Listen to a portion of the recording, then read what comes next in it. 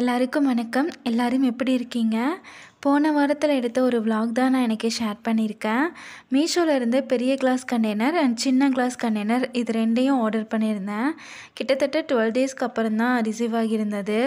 பேக்கிங்லாம் ரொம்பவே நல்லா பண்ணியிருந்தாங்க. எந்த ஒரு டேமேஜும் இல்லை. பெரிய கிளாஸ் ஜார் வந்துட்டு 1 கிலோ அளவுக்கு ஸ்டோர் பண்ணி வச்சுக்கலாம். சின்ன கிளாஸ் பார்த்திங்கன்னா 200 கிராம் அளவுக்கு ஸ்டோர் பண்ணிக்கலாம். மொத்தம் 12 ஜார்ஸ் இருந்தது சின்னது. இதோட ரேட் வந்துட்டு 319க்கு பர்ச்சேஸ் பண்ணியிருந்தேன். பெரிய கிளாஸ் ஜார் வந்துட்டு டோட்டலாக 6 இருந்தது. இதோட ரேட் வந்து 397. இது வந்துட்டு ஈவினிங் டைமில் எடுத்த ஒரு vlog தான். அடிக்கிற வெயிலுக்கு கூழ் குடிக்கணும் போல் இருந்தது. கம்பு கேழ்வரகு இது ரெண்டையும் சம அளவு எடுத்து ஊற வச்சாச்சு. இந்த சைட் பார்த்திங்கன்னா மதியம் வச்ச சாதம் கொஞ்சம் மீதி இருந்தது. சரி அதை புளி கரைச்சி ஊற வச்சிடலாமேன்ட்டு கொஞ்சமாக புளி மஞ்சள் தூள் தண்ணி சேர்த்து ஊற வச்சிட்டேன். இந்த சாதம் தம்பிக்கு ரொம்பவே பிடிக்கும். கல்யாணத்துக்கு முன்னாடி எங்கள் அம்மா மாதத்துக்கு ஒரு டைமாச்சும் அதை பண்ணி கொடுத்துருவாங்க. அவங்க கையால் சாப்பிடும்போது டேஸ்ட் ரொம்பவே நல்லாயிருக்கும். கிட்டத்தட்ட ஒரு 5 மணி நேரத்துக்கு மேலவே நல்லாவே ஊறிட்டு இதில் வந்துட்டு தூசி மண் கொஞ்சம் நிறையாவே இருக்கும். இதை நல்லா ஒரு 4-5 டைமுக்கு மேலே வாஷ் பண்ணிவிட்டு மிக்ஸி ஜாருக்கு மாற்றிட்டு ரொம்ப நைஸாக இல்லாமல் கொஞ்சம் கொரன்னு அரைச்சி எடுத்துக்கணும். இந்த சைட் பார்த்திங்கன்னா புளி கரைசலுமே நல்லா ஊறிட்டு சாதத்தை நல்லா கையால் கட்டி இல்லாமல் எடுத்து விட்டுட்டு புளி கரைசலை சேர்த்து ஊற வச்சாச்சு. நைட்டு ஃபுல்லாக அப்படியே இருந்து காலையில் தாளித்து சாப்பிட்டா அவ்வளோ ஒரு டேஸ்ட்டாக இருக்கும். கூழ் செய்யறதுக்கு தேவையான அளவு தண்ணி சேர்த்துட்டு அடுப்பில் வச்சாச்சு. சிங்கில் பாத்திரம்லாம் விளக்காமல் அப்படியே இருந்தது. கையோடு அதையும் வாஷ் பண்ணி வச்சிட்டேன். நைட்டு செஞ்ச சாதம் கொஞ்சம் மீதி ஆக்கிட்டு அதையும் சூடு பண்ணி வச்சாச்சு. இந்த சைட் தண்ணியுமே நல்லா ஹீட் ஆகிட்டு அரைச்சி வச்சுருந்த கம்பு அண்ட் கேழ்வரகு இது ரெண்டையுமே அது கூட சேர்த்துட்டு நல்லா கிளறி விட்டுக்கணும். இந்த கவுண்டர் டாப்லாம் க்ளீன் பண்ணுறதுக்கு கடைகளில் கொடுக்குற காட்டன் பையை சேவ் பண்ணி வச்சுப்பேன். தேவைப்படுறப்ப கொஞ்சம் கொஞ்சமாக கிழிச்சி கவுண்டர் டாப் க்ளீன் பண்ணுறதுக்கு. ஏதோ வேஸ்ட்டு கீழே சிந்திருச்சுன்னா அதை துடைக்கிறதுக்கெலாம் இதை தான் யூஸ் பண்ணிப்பேன். வாஷ் பண்ண பாத்திரத்தெல்லாம் அதோடய ப்ளேஸில் எடுத்து வச்சாச்சு. இந்த சைடு வந்துட்டு கூழ் வந்து நல்லா கெட்டியான ஒரு பதத்துக்கு வந்துருந்துச்சு. அடுப்பு ஆஃப் பண்ணிவிட்டு அது ஒரு பிளேட்டை போட்டு மூடி வச்சாச்சு. கவுண்டர் டாப்பு சிங்க் எல்லாமே க்ளீன் பண்ணாமல் அப்படியே இருந்துச்சு. சரி அதை க்ளீன் பண்ணிவிட்டு தூங்க போகலாமேன்ட்டு அதை தான் பண்ணிகிட்டு இருந்தேன். இந்த சிங்க்கெல்லாம் க்ளீன் பண்ணுறதுக்கு நான் தேங்காய் நார் தான் யூஸ் பண்ணுவேன். அதை வந்துட்டு ஒரு சாக்கு ஃபுல்லாக நான் வந்துட்டு சேவ் பண்ணி வச்சுப்பேன். அதை வந்து தூக்கி போடாமல் இந்த மாதிரி யூஸ் பண்ணிப்பேன். இதுவே இதுக்கான ப்ரஷ் வாங்கினா அது கண்டிப்பாக க்ளீன் பண்ணி அப்பப்போ வச்சுக்கணும். அப்படி இல்லைன்னா ஏதோ பூச்சி பிடிச்ச மாதிரி ஆகிடும். ஆனால் இது வந்துட்டு க்ளீன் பண்ணிவிட்டு தூக்கி போட்டுடலாம். எந்த ஒரு பிரச்சனையும் இல்லை. குடத்துல வந்துட்டு தண்ணி கம்மியாக தான் இருந்துச்சு. சரின்ட்டு அதை ரீஃபில் பண்ணி வச்சுருந்தேன். பால் வந்துட்டு காய வைக்காமல் இருந்தது. எப்பயுமே தூங்குறதுக்கு முன்னாடி பால் காய வச்சுருவேன். அப்படி இல்லைன்னா வந்து பால் வந்து வேஸ்ட் ஆகிடும். எல்லா வேலையும் முடிக்கிறதுக்கு மணி 10:30 ஆகிட்டு. இது வந்துட்டு அடுத்த நாள் எடுத்த வீடியோ. சாப்பாடு வந்துட்டு புளி கரைசலில் நல்லாவே ஊறி இருந்தது. சரி அதை தாளித்து எடுத்துடலாமேன்ட்டு ஒரு வானலில் கொஞ்சமாக எண்ணெய் விட்டுட்டு கடுகு கடலைப்பருப்பு கருவேப்பிலை வரமிளகாய் இதெல்லாம் பொரிஞ்சதுக்கப்புறமா ஊற வச்சுருந்த சாதத்தையும் அது கூட கிளறி விட்டுட்டு கொஞ்சமாக உப்பு சேர்த்து அடுப்பு ஆஃப் பண்ணால் சூப்பராக வந்து சாதம் ரெடி ஆகிடும். இது கூட கொஞ்சமாக பெருங்காயத்தூள் உளுத்தம் பருப்பு கூட சேர்த்துக்கலாம். அதுக்கப்புறம் முன்னாடி நாள் பிரித்த அந்த கிளாஸ் கண்டெய்னர்ஸ் எல்லாம் வாஷ் பண்ணி வைக்கலாமேன்ட்டு எல்லாத்தையும் எடுத்து வச்சேன். தம்பி வந்துட்டு எனக்கு ஒன்று ஒன்றா எடுத்து கொடுத்து ஹெல்ப் பண்ணிகிட்டு இருந்தான்.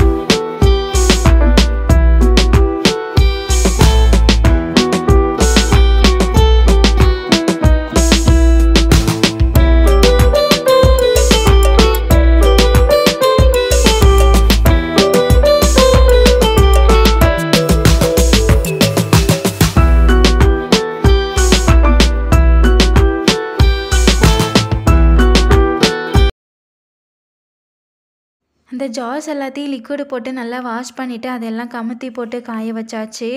அதுக்கப்புறமா அந்த 2 ஷெல்ஃபில் இருந்த பழைய நியூஸ் பேப்பர் எல்லாத்தையும் எடுத்துகிட்டு டஸ்ட்பினில் போட்டுட்டு அந்த ப்ளேஸ் எல்லாத்தையும் நல்லா தொடச்சி விட்டாச்சு. நான் எப்போதுமே நியூஸ் பேப்பரை கொஞ்சமாக ஸ்டோர் பண்ணி வச்சுப்பேன், அடுத்த டைம் வந்து யூஸ் பண்ணிக்கலாமேன்ட்டு.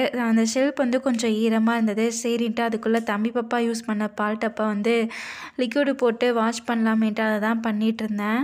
அதுக்கப்புறமா அந்த ஷெல்ஃபில் இருக்க ஈரெல்லாம் காஞ்சதுக்கப்புறமா நியூஸ் பேப்பர் வந்துட்டு அந்த ஷெல்ஃபோட சைஸ்க்கு ஏற்ற மாதிரி ஃபோல்டு பண்ணி அதோட இடத்துல வச்சாச்சு.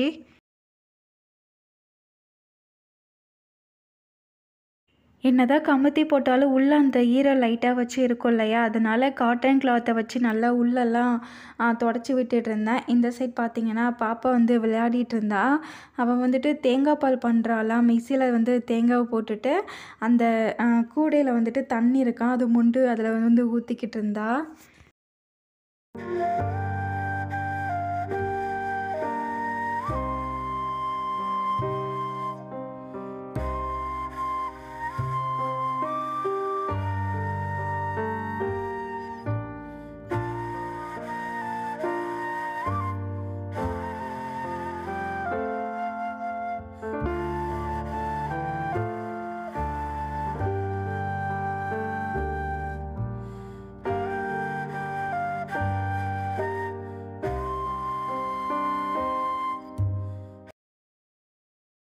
இதுக்கு முன்னாடிலாம் பார்த்திங்கன்னா ஹார்லிக்ஸ் டப்பா, நெய் டப்பா இதுதான் கிராசரி ஐட்டம்ஸ்லாம் ஸ்டோர் பண்ணி வைக்கிறதுக்கு யூஸ் பண்ணிகிட்டு இருந்தோம்.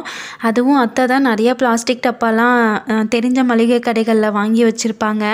நானும் ஒவ்வொன்றா இதெல்லாம் தேவையில்லைன்னு தூக்கி போடுவேன். அப்பையும் வீட்டில் நிறையாவே இருக்கும். ஒரு சில டப்பாலாம் பார்க்க கொஞ்சம் நல்லாயிருக்கும், அதனால் தூக்கி போட மனசும் வராது. பிளாஸ்டிக்கில் எதுவும் வாங்கக்கூடாதுன்னு தான் கண்ணாடியில் வாங்கினேன். கண்ணாடியை விட சில்வர் நல்லாவே வரும். கண்ணாடியை கூட ஒரு சில டைம் தெரியாமல் கைப்பட்டு கீழே விழுந்துருச்சுன்னா உடஞ்சிரும், அப்புறம் அவ்வளோதான். ஆன்லைன்லலாம் சில்வர் பாத்திரம்லாம் வாங்குறதுக்கு எனக்கு என்னமோ அந்தளவுக்கு திருப்திகரமாக இல்லை. மங்களன் மங்கள் போனால் மற்ற கடையை கம்பேர் பண்ணும்போது ரேட்டும் கம்மியாக இருக்கும், ப்ராடக்ட்டும் ரொம்பவே நல்லாயிருக்கும். நானும் என்னுடைய ஹஸ்பண்டை 3 மந்த்துக்கு மேலவே கூப்பிட்டுட்ருக்கேன். அவங்களுக்கும் வரதுக்கு டைம் இல்லை, எனக்கும் வெயிட் பண்ணுறதுக்கு பொறுமை இல்லை. இதுக்கு முன்னாடி அந்த கடைக்கு போயிருக்கோம், கூடவே தம்பி பாப்பா வந்ததுனால எதுக்கு போனோமோ அதை மட்டும் வாங்கிட்டு வந்துடுவோம். இந்த பசங்க வச்சுட்டுலாம் எதுவுமே வாங்க முடியாது. மார்னிங் புளி சாதம், நேற்று செஞ்சுருந்த வெரைட்டி ரைஸ் இருந்தது, அதை வச்சு சாப்பிட்டோம். லஞ்சுக்கு அந்த கூழை கொஞ்சமாக உப்பு போட்டு தண்ணி ஊற்றி கரைச்சி எல்லோரும் சாப்பிட்டுட்டோம்.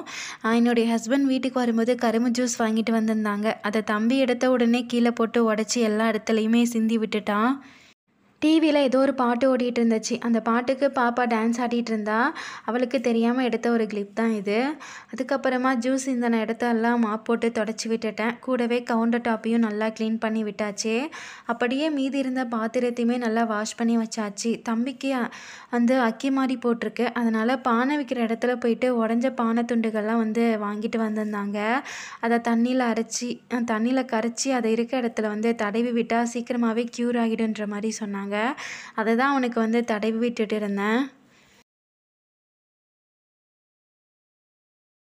இனிமேல் நம்ம சேனலில் சாட்டர்டே 12 மணிக்கெல்லாம் லாங் வீடியோ வந்துடும். இதுக்கு முன்னாடி ஃபோனில் ஸ்டோரேஜ் நல்லாவே ஃபுல்லாகிடுச்சு, அதனால் லாங் வீடியோஸ் என்னால் அப்லோட் பண்ண முடியலை. எனக்கு தேவையான ஃபோட்டோஸ், வீடியோஸ் எல்லாத்தையுமே ஜிமெயிலில் காப்பி பண்ணி ஃபோனை ரீசெட் பண்ணிட்டேன். இந்த ப்ராசஸ் பண்ணுறதுக்கு இவ்வளோ நாள் ஆகிடுச்சு. இனிமேல் இந்த பிரச்சனை இல்லை, கண்டிப்பாக சாட்டர்டேயில் வீடியோ வந்துடும். உங்கள் ஃப்ரீ டைமில் செக் பண்ணி பாருங்கள். மறக்காமல் எனக்கு உங்களோட ஆதரவை தாங்க. ஈவினிங் ஒரு 4 மணி போல் தம்பி பாப்பா 2 பேர்த்துக்குமே பால் ஆற்றி கொடுத்துருந்தேன். எனக்கு வந்துட்டு பூஸ்ட்டு போட்டு பால் ஆற்றிக்கிட்டேன். எப்போயாச்சும் ரொம்ப நாள் கழித்து வந்துட்டு இந்த மாதிரி பூஸ்ட்டு போட்டு குடிப்பேன், வருஷத்துக்கு ஒரு டைம் கூட சொல்லலாம். அதுக்கப்புறம் வீடெல்லாம் நான் க்ளீன் பண்ணிவிட்டு சாமி கும்பிட ஸ்டார்ட் பண்ணியிருந்தேன். இந்த மாதிரி வாரத்துக்கு ஒரு டைம் இல்லைன்னா 2 டைம் சாமி கும்பிடும்போது நமக்கு வந்துட்டு பாசிட்டிவ் வைப் நல்லாவே கிடைக்கும். கண்டிப்பாக வாரத்துக்கு ஒரு டைம் ஆச்சும் சாமி கும்பிடுங்க.